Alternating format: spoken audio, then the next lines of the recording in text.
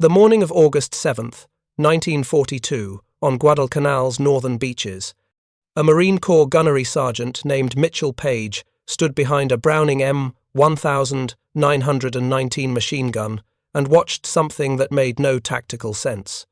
Across the Ilu River, approximately 600 yards distant, Japanese infantry were forming up in broad daylight. They weren't taking cover. They weren't advancing by fire and maneuver.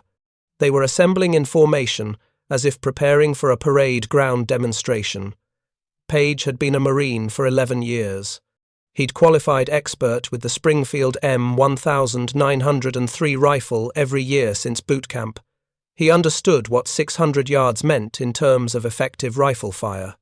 The Japanese officers organizing their men across that river apparently did not. The Marines around him carried a mixture of weapons. Some had the new M1 Garand semi-automatic rifles, 8 rounds of .30-06 ammunition fed from an N-block clip. Others, perhaps a third of the rifle, companies, still carried the Springfield M1903, the bolt-action rifle that had been standard issue since 1903. Military officials back in Washington considered the Springfield obsolete. Production had ceased. The weapon was being phased out as quickly as Garands could be manufactured and shipped forward. But the men holding those Springfields didn't feel under-equipped. They felt something closer to confidence, because they knew something that Japanese tactical planners apparently did not. The Springfield M1903, in the hands of a Marine who had qualified on the rifle ranges at Paris Island or San Diego, was accurate to 800 yards. At 600 yards, with iron sights and good light, a competent marksman could hit a man-sized target with reasonable consistency. An expert marksman could hit that target almost every time. If you're enjoying this deep dive into the story, hit the subscribe button and let us know in the comments from where in the world you are watching from today. The Japanese doctrine that morning was about to collide with an American marksmanship tradition that stretched back to the Revolutionary War. Through every conflict the United States had fought, refined and perfected in the peacetime Marine Corps of the 1920s and 30s. That tradition held that every Marine was a rifleman first, regardless of his military occupational specialty. Every Marine qualified annually with his rifle. Every Marine knew his weapon's ballistics, understood Kentucky windage, could estimate range, and could deliver accurate fire at distances that infantry from other nations considered excessive. The Japanese Imperial Army had developed its infantry tactics fighting in China, where opposing forces often lacked the training, equipment, and ammunition to deliver sustained, accurate fire at long range. Japanese soldiers were brave, disciplined, and willing to accept casualties that would have been considered catastrophic by Western standards. Their night infiltration tactics were sophisticated and effective. Their close-quarters combat techniques were aggressive and often overwhelming. But their doctrine assumed that enemy rifle fire at ranges beyond 300 yards would be sporadic, inaccurate, and easily suppressed by their own covering fire and the momentum of their assault. This assumption had worked in China. It had worked in Malaya and the Philippines, where American and Filipino forces had been undertrained, under-equipped, and overwhelmed by the speed of Japanese operations. On Guadalcanal, against Marines who had qualified expert with rifles that could reach out past half a mile, the assumption was about to fail in ways that would shock both sides and fundamentally alter how the Pacific War would be fought. The Springfield M1903 was not designed to be obsolete. It was designed to be the finest bolt-action military rifle in the world, and for decades it arguably was. The weapon's development began in the final years of the 19th century, when the United States Army recognized that its Krag-Jorgensen rifles were outclassed by the German Mauser designs being adopted across Europe. The Spanish-American War of 1898 had demonstrated this gap painfully. Spanish troops armed with Mauser rifles outranged American forces. The 7mm Mauser cartridge had superior ballistics to the .30-40 Krag round. The Mauser action was stronger, more reliable, and capable of handling higher-pressure cartridges. American military planners studying the war's lessons concluded that the United States needed a new rifle and a new cartridge. Springfield Armory in Massachusetts received the contract. Engineers there studied the Mauser action carefully, perhaps too carefully. The resulting rifle incorporated so many Mauser design features that the German government later sued for patent infringement and won, forcing the United States to pay royalties until World War I began. But the Springfield design team had created something exceptional. The M1903 Springfield used a modified Mauser action, a turning bolt design that locked into the receiver with 2 forward lugs. The action was smooth, reliable, and capable of handling high-pressure cartridges safely. The rifle chambered a new round, the 30-06 Springfield, adopted in 1906. This cartridge fired a 150-grain bullet at 2,800 feet per second, giving it a flat trajectory and excellent long-range performance. The rifle itself was a masterpiece of early 20th century manufacturing. It measured 43.6 inches overall, with a 24-inch barrel. Weight was 8.7 pounds unloaded. The walnut stock was carefully shaped to provide good ergonomics. The iron sights consisted of a blade front sight and a ladder rear sight adjustable for elevation out to 2,000 yards, though few men could hit anything at such distances. What made the Springfield truly effective was not just its mechanical qualities, but the system built around it. The United States military, particularly the Marine Corps, developed a marksmanship culture that treated rifle shooting as a fundamental military skill, requiring constant practice and refinement. This was not universal among the world's militaries. Many armies issued rifles and provided minimal training, assuming that volume of fire mattered more than accuracy. The Marine Corps took a different approach. Every recruit spent weeks at the rifle range during boot camp. They learned shooting positions: prone, sitting, kneeling, standing, offhand. They learned breath control, trigger squeeze, sight picture, and follow-through. They learned to estimate range, adjust for wind, and account for the trajectory of their bullets. They fired thousands of rounds before they ever left training. The qualification standards were demanding. A Marine fired from 200 yards, 300 yards, 500 yards, and 600 yards. He fired slow fire, taking his time to aim each shot. He fired rapid fire, engaging multiple targets quickly. He fired from different positions. To qualify as expert, the highest qualification level, a Marine needed to score 220 points out of a possible 250. That meant hitting a man-sized target at 600 yards consistently, not occasionally. While American Marines trained to hit targets at 600 yards, Japanese infantry developed tactics for an entirely different kind of war. The Imperial Japanese Army's combat doctrine evolved from decades of fighting in Asia, primarily in China, where conditions differed fundamentally from what they would encounter in the Pacific. Japanese infantry tactics emphasized aggression, shock action, and the spiritual superiority of the offensive. The concept of seishin, or fighting spirit, permeated Japanese military thinking. Officers believed that morale, determination, and willingness to die could overcome material disadvantages. This belief was not mere propaganda. It was embedded in tactical manuals, taught in military schools, and reinforced through brutal training that stressed obedience and contempt for death. The standard Japanese infantry attack followed predictable patterns. Reconnaissance elements would probe enemy positions to identify weak points. Artillery or mortar fire, if available, would suppress defenders. Then the infantry assault would begin, typically at night or in poor visibility, to close the distance before defenders could bring effective fire to bear. Japanese soldiers advanced in waves, often screaming or shouting to unnerve opponents and maintain their own momentum. They accepted casualties. Their tactical doctrine assumed that determined infantry could overrun defended positions through sheer will and numerical superiority. This doctrine had worked exceptionally well in China. Chinese armies in the 1930s lacked the training, equipment, and ammunition to deliver sustained, accurate rifle fire. Many Chinese soldiers were poorly trained conscripts with minimal marksmanship skills. Their ammunition supplies were often insufficient for serious training or prolonged engagements. When Japanese infantry attacked, Chinese defensive fire was often ineffective beyond point-blank range. Japanese forces could close the distance, reach Chinese positions, and win through hand-to-hand combat where their superior training and morale gave them decisive advantages. The Japanese had also successfully employed these tactics against British and Dutch forces in Malaya and the Dutch East Indies. The speed of Japanese operations, combined with air superiority and the shock of facing an enemy willing to accept staggering casualties, had overwhelmed defenders who were often colonial troops without extensive combat training or motivation to fight to the death. But Japanese tactical planners made a critical error. They assumed that all Western infantry fought like the forces they had defeated in the early months of the war.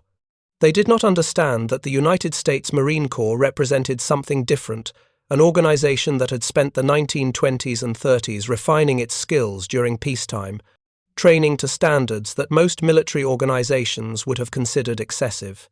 Japanese intelligence assessments of American forces, captured documents would later reveal, focused on American industrial capacity and naval power. They acknowledged American material advantages, but they consistently underestimated American infantry, particularly in marksmanship. Japanese tactical manuals from this period discuss American forces as if they were similar to other Western armies, assuming that rifle fire would be ineffective beyond 300 yards and that determined assault would carry positions. The Japanese also misunderstood the effectiveness of their own weapons at longer ranges. The Type 38 Arisaka rifle, standard Japanese infantry weapon, was actually an excellent rifle.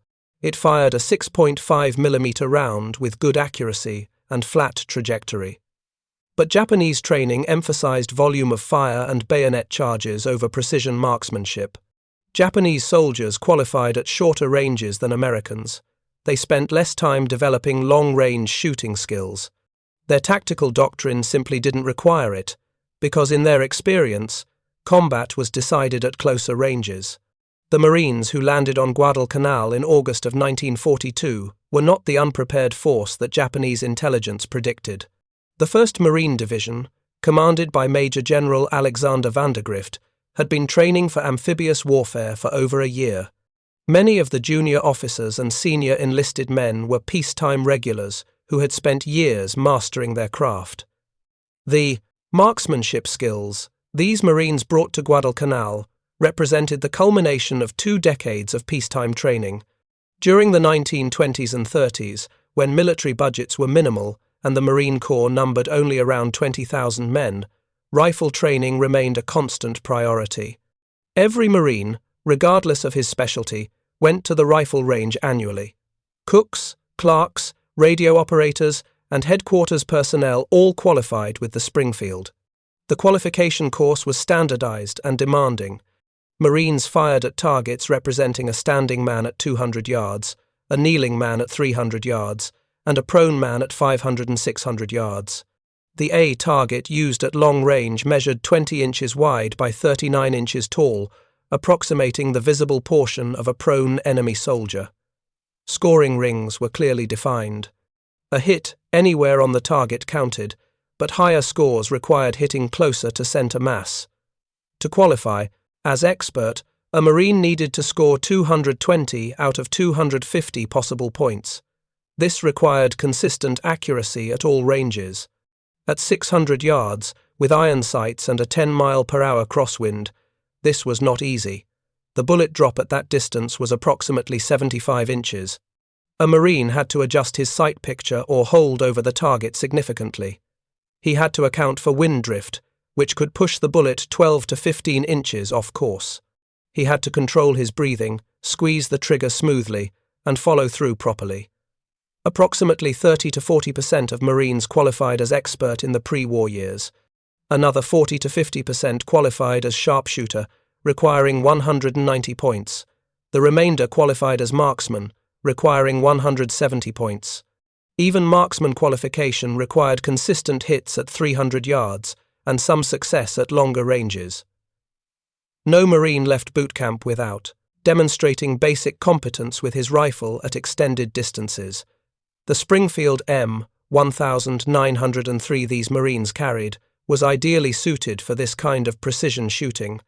The bolt action was slower than the semi-automatic Garand, requiring the shooter to work the bolt between shots, but it had advantages. The manual operation encouraged deliberate, aimed fire rather than rapid shooting. The rifle's accuracy was exceptional. At 100 yards, a properly maintained Springfield fired from a rest could group 5 shots within 2 inches. At 300 yards, groups opened to about 6 inches. At 600 yards, with good ammunition and a skilled shooter, groups of 12 to 15 inches were achievable. The Springfield sights were simple but effective. The front sight was a blade, unprotected and vulnerable to damage, but easy to see. The rear sight was a ladder-type aperture, adjustable for range. A Marine could set his rear sight for 600 yards and hold dead on a standing target at that distance. The sight adjustment was graduated in 100-yard increments, with provisions for windage adjustment by drifting the sight base. The ammunition was equally important. The 30-06 cartridge fired by the Springfield delivered a 150-grain bullet at approximately 2,800 feet per second from the rifle's 24-inch barrel. At 600 yards, that bullet still carried sufficient energy to inflict lethal wounds. The trajectory was predictable and consistent. With proper adjustment, the round would strike within a few inches of point of aim at any range where a target was visible. Marines also understood their ammunition. They knew that different lots could shoot to slightly different points of impact. They knew that temperature affected powder burn rates, and therefore velocity. They knew that altitude changed air density, and thus trajectory. This might seem like excessive detail for infantry soldiers, but it was standard knowledge for Marines who took rifle shooting seriously. The combination of accurate rifles, effective ammunition, and extensively trained shooters created a defensive capability that Japanese planners had not encountered in their previous campaigns. A Marine rifleman at 600 yards was not spraying bullets in the general direction of the enemy and hoping for hits. He was aiming at specific targets and expecting to hit them. Multiple Marines engaging the same target area created overlapping fields of fire that were lethal at ranges Japanese infantry doctrine considered safe. The Battle of the Tenaru River, sometimes called the Battle of Alligator Creek, occurred on the night of August 21st into the morning of August 22nd, 1942. Colonel Kiyonao Ichiki led approximately 900 Japanese soldiers of the Ichiki detachment in a night attack against Marine positions defending Henderson Field. Ichiki was confident. His unit consisted of veteran soldiers from the 7th Infantry Regiment, men who had fought in China and had experience in amphibious operations. Japanese intelligence had informed him that approximately 2,000 Marines held the airfield. The actual number was closer to 11,000, but Ichiki believed his force could overwhelm the Americans through aggressive night attack, the tactic that had worked so well elsewhere. The Japanese assault began after midnight. Ichiki's men moved forward in darkness, crossing the sandbar where the Ilu River met the ocean. They advanced toward Marine positions manned by the 2nd Battalion, 1st Marines. The initial contact came at close range, exactly as Japanese doctrine intended. Japanese soldiers rushed Marine foxholes. Hand-to-hand combat erupted along the perimeter. For a few minutes, it seemed the Japanese tactic might succeed through sheer shock and violence. But the Marines held. Machine gun positions poured fire into the attacking Japanese. Mortar illumination rounds lit up the battlefield, and as dawn broke on August 22nd, Japanese survivors found themselves in an untenable position. They had penetrated the Marine lines but lacked the strength to exploit the breakthrough. Now, in daylight, they were exposed.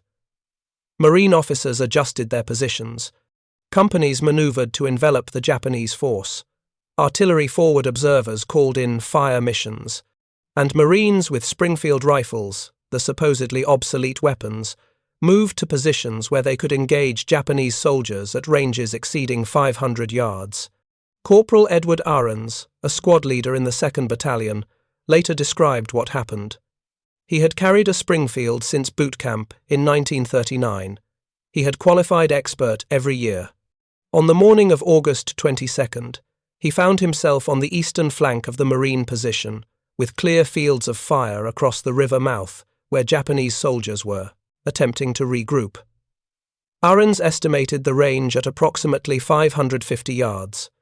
He adjusted his rear sight accordingly. The Japanese soldiers were visible in the early morning light, moving between palm trees and along the riverbank. They were not in covered positions. They were attempting to establish a defensive perimeter, apparently unaware that Marine riflemen could engage them effectively at that distance. Arens aimed at a Japanese soldier who appeared to be an officer, distinguished by his sword and his position directing other men. He controlled his breathing, settled his sight picture, and squeezed the trigger.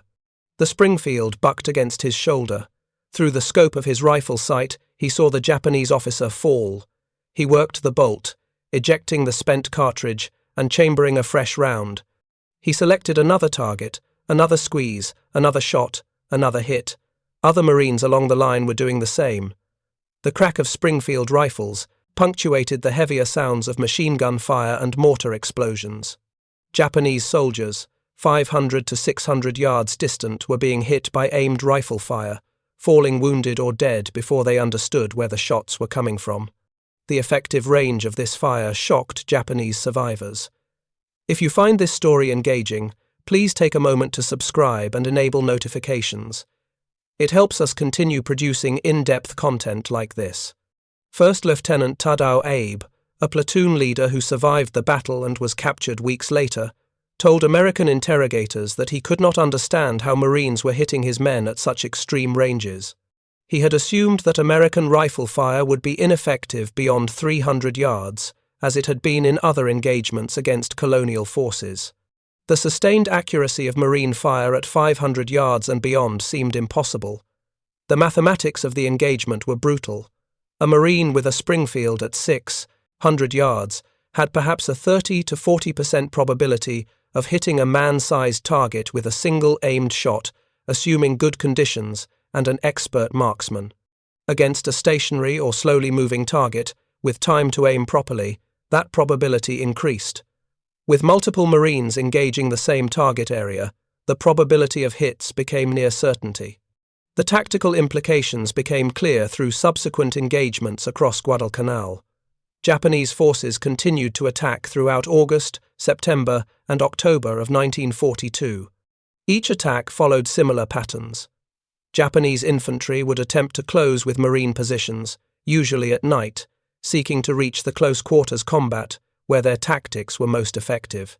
But when dawn came, or when illumination rounds lit the battlefield, Japanese soldiers found themselves exposed to rifle fire at ranges they considered safe. The results were consistent and devastating. Marines with Springfield rifles, positioned in prepared defensive positions, engaged Japanese infantry at 500 to 700 yards. The Japanese had no effective counter to this fire. They could not suppress it with their own rifles at those ranges. Their machine guns lacked the accuracy for precision fire at extended distances. Their mortars were effective but required time to register and adjust fire. On September 13th and 14th, Japanese forces launched major attacks against Marine positions on Bloody Ridge, a coral hogback ridge south of Henderson Field. The Kawaguchi Brigade, approximately 6,000 men, attacked in multiple waves over 2 nights. The fighting was intense, with Japanese forces reaching Marine positions and engaging in hand-to-hand combat. But each time Japanese forces pulled back to regroup during daylight hours, Marine riflemen engaged them at long range. Lieutenant Colonel Merritt Edson, commanding the 1st Marine Raider Battalion defending the ridge, later reported that Springfield armed Marines in his unit consistently engaged Japanese soldiers at ranges exceeding 500 yards during daylight hours. He specifically noted that the bolt-action Springfields proved more effective than Garands at these extreme ranges because Marines took more time to aim carefully, rather than firing rapidly. The slower rate of fire enforced fire discipline that improved accuracy. Japanese tactical reports, captured later in the campaign, reflected growing concern about American marksmanship. One report from the 17th Army noted that American rifle fire was unexpectedly accurate at long range, and recommended that attacks be conducted only at night or in poor visibility. Another report suggested that Japanese infantry avoid open ground where American riflemen could engage at distances exceeding 400 meters. The psychological impact on Japanese infantry was significant. Soldiers who had fought successfully in China, where close combat and bayonet charges decided engagements, found themselves unable to close with an enemy who could kill them from distances they considered safe. The fundamental assumption underlying their tactical doctrine that they could reach American positions through aggressive assault was being disproven in battle after battle. Japanese officers began modifying their tactics. Night attacks became the norm rather than the exception. Infantry learned to use terrain more carefully, avoiding open approaches. Attacks were timed to take advantage of weather conditions that reduced visibility. But these modifications represented reactions to American defensive capabilities rather than solutions. Japanese forces were adapting to a problem they had not anticipated and could not solve with available resources. The irony was that Japanese rifles were capable of similar accuracy. The Type 38 Arisaka was an excellent weapon. Its 6.5mm cartridge had good ballistics. In the hands of a trained marksman, it could hit targets at 600 yards, but Japanese tactical doctrine did not emphasize this kind of precision shooting. Japanese soldiers trained for shorter-range combat. Their qualification standards required competence at 300 meters, not 600. The cultural and doctrinal foundations that made Marines into expert long-range marksmen simply did not exist in the Japanese military system.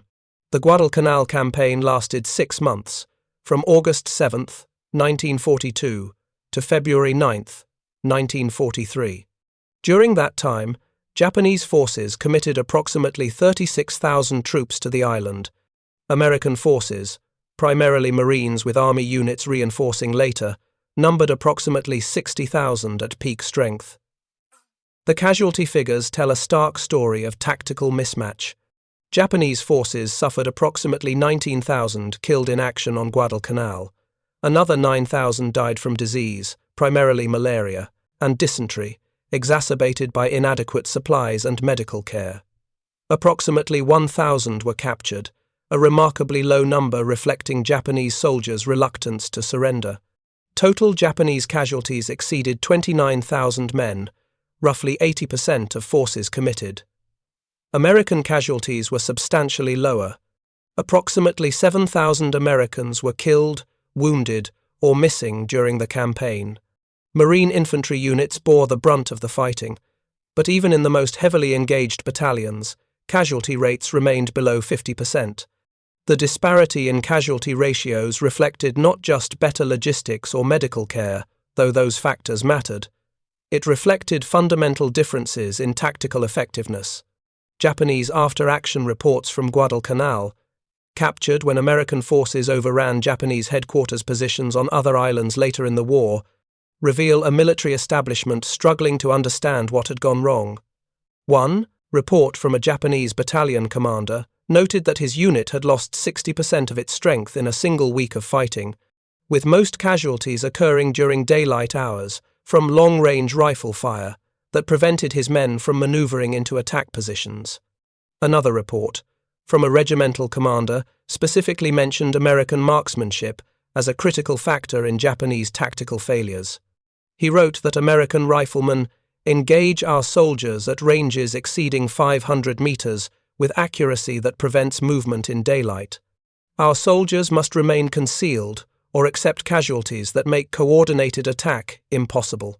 Night operations are necessary but difficult to control and often fail to achieve objectives. These reports circulated through Japanese military headquarters. Senior officers read them. Staff planners incorporated the lessons into updated tactical guidance, but the fundamental problem remained unsolved. Japanese forces could not match American long-range marksmanship with available weapons and training. Changing doctrine required changing training systems, which required time and resources the Japanese military did not have while fighting across the Pacific. The Springfield rifle, the supposedly obsolete weapon that the U.S. military was phasing out, had proven devastatingly effective in the hands of trained Marines. Production of new Springfields had ceased. Existing rifles were being replaced by Garands as quickly as possible. But on Guadalcanal, perhaps a third of Marine riflemen still carried Springfields. Those rifles, built before World War I in many cases, delivered accurate fire at ranges that shattered Japanese tactical assumptions. Individual Marines who carried Springfields throughout the Guadalcanal campaign developed strong opinions about their weapons. Many preferred the Springfield to the Garand for defensive operations, where aimed fire at known ranges was more important than rate of fire. The bolt action encouraged fire discipline. The rifle's accuracy was beyond question. The .30-06 cartridge delivered sufficient power at all combat ranges. Sergeant John Basilone, who received the Medal of Honor for his actions at Henderson Field in October 1942, carried a Springfield for part of the campaign before switching to a Garand. He later told interviewers that he respected both weapons but found the Springfield more accurate at long range. When asked about engaging Japanese soldiers at 500 yards or more, Basilone said it was standard procedure for Marines who had qualified expert. The range seemed excessive to civilians, but it was well within the capabilities of both the rifle and trained shooters. The contrast with Japanese experiences could not have been starker. Japanese soldiers trained to fight at close quarters found themselves dying at ranges they considered safe. Japanese officers trained to lead aggressive assaults found their tactics failing against an enemy who could engage before Japanese forces closed to effective range. The psychological impact of this tactical failure compounded with each engagement, eroding confidence and forcing defensive adaptations that further reduced Japanese offensive capabilities. By early 1943, the Springfield M1903 was becoming increasingly rare in frontline Marine units. Garand production had ramped up sufficiently to equip most infantry formations with the semi-automatic rifle. The Garand offered clear advantages: 8-round capacity versus 5 for the Springfield, semi-automatic operation allowing faster follow-up shots, and en-bloc clips that were faster to reload than stripper clips. But the Springfield did not disappear entirely. The weapon found new roles where its specific characteristics remained valuable. Marine Scout sniper teams used Springfields, fitted with 8-power unitelescopic sights throughout the war. The Springfield's accuracy and the bolt action's compatibility with precision optics made it the preferred sniper rifle. Marine snipers armed with scoped Springfields engaged Japanese officers, machine gun crews, and other high-value targets at ranges exceeding 800 yards. The Springfield also remained in service with some support units, rear echelon personnel, and Marine units that had not yet received full allotments of Garands. On Tarawa in November 1943, some Marines still carried Springfields during the assault on Betio Island. On Saipan, in June 1944, Springfield rifles appeared in small numbers among Marine infantry units, though the Garand had become the standard weapon. Japanese tactical doctrine continued to evolve in response to American marksmanship and firepower. By mid-1943, Japanese forces had largely abandoned the massed infantry charges that had failed so catastrophically on Guadalcanal. New defensive tactics emphasized fortified positions, fighting from caves and bunkers, forcing American forces to engage at close range where Japanese advantages in close combat could be exploited. But changing tactics could not erase the lessons learned. Japanese soldiers who survived Guadalcanal and fought on other islands carried with them the knowledge that American riflemen could kill at distances Japanese training had taught them to ignore. This knowledge affected morale and tactical decision-making. Japanese infantry became more cautious, more reluctant to maneuver in daylight, more dependent on fortifications and prepared positions. The Garand eventually replaced the Springfield in virtually all frontline units, but the legacy of the Springfield's effectiveness persisted. Marines who had carried Springfields on Guadalcanal remembered the weapon's accuracy and reliability. They told stories about engaging Japanese soldiers at 600 yards, about the satisfying crack of the .30-06, about the confidence that came from knowing their weapons could reach out and touch targets at ranges where enemy return fire was ineffective. The Marine Corps marksmanship culture that made the Springfield so effective continued with the Garand. The same training standards applied. Marines still qualified at 600 yards. They still learned to estimate range, adjust for wind, and deliver accurate fire under field conditions. The weapon changed, but the emphasis on precision shooting remained constant.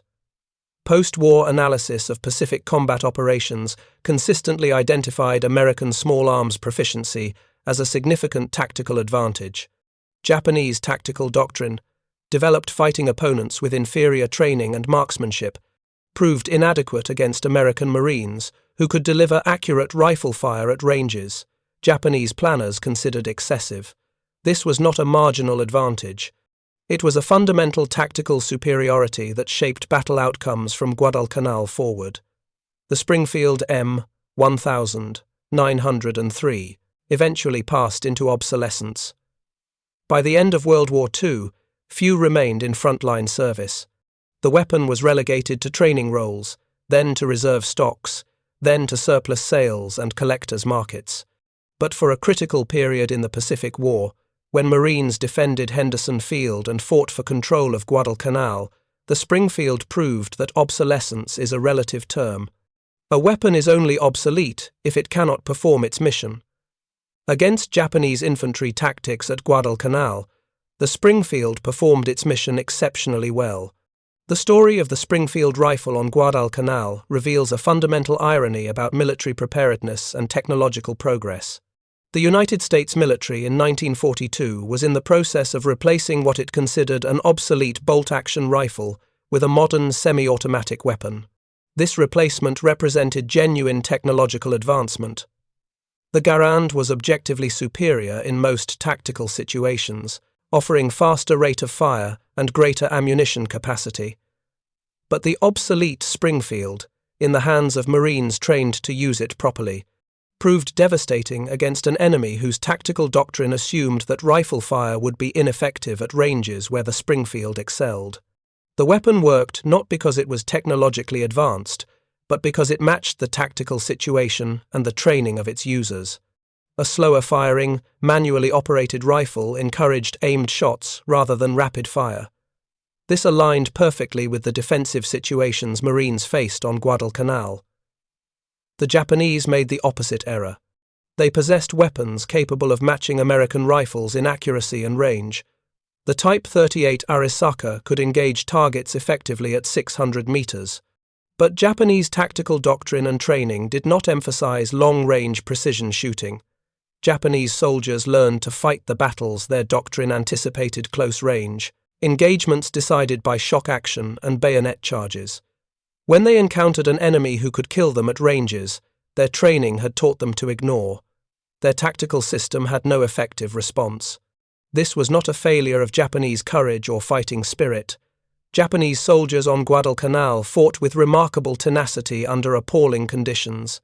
They endured starvation, disease, and constant combat while facing an enemy with overwhelming material advantages. Their willingness to continue fighting despite mounting casualties and deteriorating conditions demonstrated extraordinary discipline and commitment. But courage cannot overcome fundamental tactical disadvantages. Japanese infantry doctrine, developed against opponents who could not deliver sustained, accurate fire at long range, failed against Marines who could and did. No amount of fighting spirit could compensate for the simple fact that Marines could engage Japanese soldiers at ranges where Japanese return fire was largely ineffective. The mathematics of long-range marksmanship decided battles before Japanese forces could close to ranges where their tactical advantages became relevant. The Marines with their Springfields on Guadalcanal had no idea they were demonstrating these broader truths. They were simply doing what they had been trained to do. Qualifying annually with their rifles, engaging targets at 600 yards, delivering aimed fire under combat conditions. The fact that their obsolete weapons proved so effective was almost accidental, a consequence of matching the right weapon, the right training, and the right tactical situation. The Springfield M1903 did not win the Pacific War. American industrial capacity, naval power, and strategic advantages determined the war's outcome. But on Guadalcanal, for 6 months in 1942 and early 1943, Marines with Springfields demonstrated that military effectiveness depends less on having the newest equipment than on having the right equipment, properly employed, by trained personnel who understand how to use it. When American military planners classified the Springfield as obsolete and began replacing it with Garands, they were correct by most measures. But they had created something valuable during the decades when the Springfield was standard issue. A marksmanship culture that trained every Marine to deliver accurate rifle fire at ranges most armies considered impractical. That culture, more than any specific weapon, gave Marines their decisive advantage at Guadalcanal.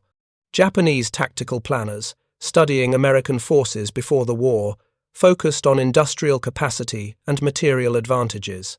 They recognized that the United States could outproduce Japan in ships, aircraft, and weapons. But they missed something more fundamental: the American military's emphasis on individual soldier proficiency, on training every rifleman to engage targets at 600 yards, on creating a culture where marksmanship was a point of pride rather than a minimal qualification standard. That oversight cost thousands of Japanese soldiers their lives on Guadalcanal and throughout the Pacific. They died not to American technological superiority, but to American training and doctrine, delivered through rifles, some considered obsolete. They died at ranges their training had taught them were safe, killed by men who had spent years learning that 600 yards was well within effective range. The Marines who stood behind their Springfields and engaged Japanese soldiers at those ranges were not performing heroic feats. They were doing routine work, applying skills learned at rifle ranges in California and South Carolina, executing fundamentals drilled into them through countless hours of practice. The fact that their routine competence proved devastating against Japanese infantry charges reveals more about the importance of training and doctrine than about weapons technology. This is the final irony of Guadalcanal's rifle battles. The supposedly obsolete weapon in the hands of properly trained Marines proved more effective than adequate equipment used according to doctrine that assumed enemy capabilities would be limited. The Springfield did not need to be the best rifle in the world. It only needed to be good enough for Marines who knew how to use it properly against an enemy whose tactics gave those Marines every advantage their training had prepared them to exploit. Thank you for watching.